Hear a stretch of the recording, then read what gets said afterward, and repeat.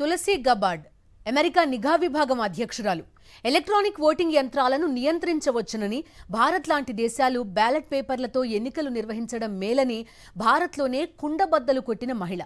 ఆమె చెప్పింది వాస్తవం కాదు, ఈవీఎంలు ఇంటర్నెట్ వైఫైలతో కలిసి ఉండవు కాబట్టి హ్యాక్ చేయలేరు అంటూ ఎన్నికల కమిషన్ తిరుగు సమాధానం కూడా ఇచ్చింది. కానీ ఇప్పుడు దేశంలోని దిగ్గజ కంప్యూటర్ ఇంజనీర్లు, ప్రొఫెసర్లు ఎన్నికల కమిషన్ని తప్పుబడుతున్నారు.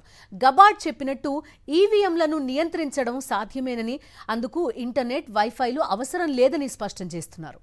కంప్యూటర్ సైన్స్ తదితర అంశాల్లో 40 ఏళ్ల అనుభవమున్న వ్యక్తి మాధవ్ దేశ్ పాండే. అమెరికా మాజీ అధ్యక్షుడు ఒబామాకు సలహాదారుగా పనిచేసిన వ్యక్తి. Harish Karnik IIT Kanpur computer science విశ్రాంత అధ్యాపకులు. కౌశిక్ మజుందార్ భారతీయ గణాంక సంస్థ అధ్యాపకులు.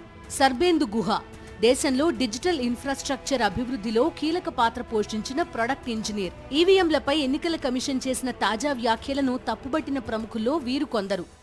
Citizens commission on elections, vote for democracy వంటి స్వచ్ఛంద సంస్థల సభ్యులుగా వీరు మాట్లాడుతూ, విదేశీ ప్రభుత్వ సంస్థ ప్రతినిధి వ్యాఖ్యలపై ఈసీ స్పందించడం తమని షాక్కి గురిచేసిందన్నారు.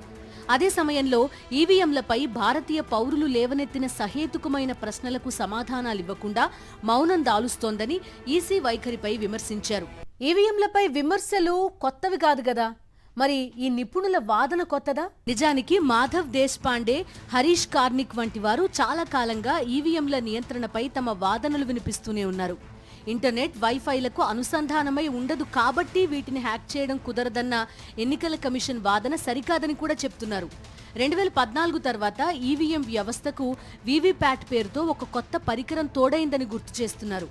పోలింగ్కు కొన్ని రోజుల ముందు ఆయా పార్టీల గుర్తులను వీటిల్లోకి అప్లోడ్ చేస్తారని, యూఎస్బీ సాయంతో చేసే ఈ ప్రక్రియలో మతలబు జరిగేందుకు అవకాశం ఉందన్నది వీరి వాదన. ఎన్నికల ప్రక్రియలో భాగంగా వీవీప్యాట్లకు సింబల్ లోడింగ్ యూనిట్ ద్వారా గుర్తులు అప్లోడ్ అవుతుంటాయి.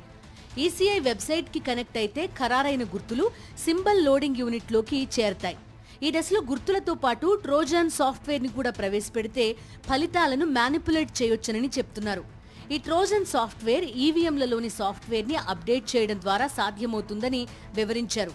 ఈ అప్డేట్ ని తీసుకునేందుకు వీవీప్యాట్లోని సింగిల్ యూజ్ మెమరీలో ఏర్పాట్లు చేసి ఉంటారన్నది వీరి అనుమానం.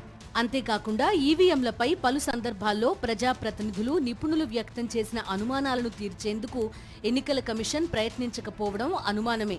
ఏదైనా ఈవీఎంలు ఇంటర్నెట్ వైఫైలకు అనుసంధానం కాలేదు కాబట్టి హ్యాక్ చేయలేరన్న ఏకైక సమాధానం ఇస్తుండడం కూడా ఈవీఎంల హ్యాకింగ్పై ఇప్పటి వరకు ఉన్న అనుమానాలను మరింత బలపరుస్తోందని వీరు స్పష్టం చేస్తున్నారు.